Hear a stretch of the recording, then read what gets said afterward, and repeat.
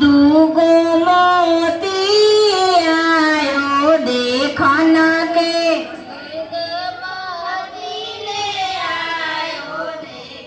दूगो मोती जे लायो देखन के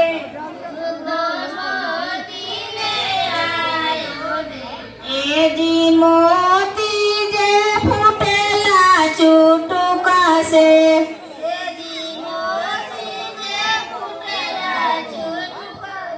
दिला टूटेला समधि के वचन से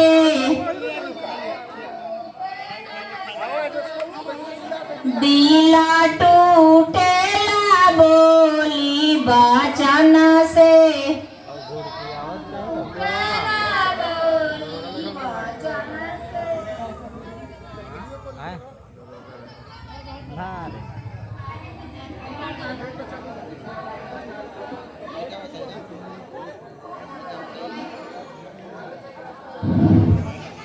चल मारवे कहाँ भजन का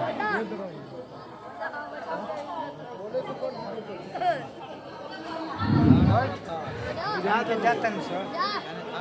कहाँ जाइए चल कहाँ चलो घर के सुटा बबुआ हंस के पाहिना ससुरार घर के सुटा बबुआ हंस के पानिना आजू लागल है लगने आए बबुआ चंदा उगाया जोरिया मोती झला के ससुरार घर के छुटा बबुआ हंस के पाहिना ससुर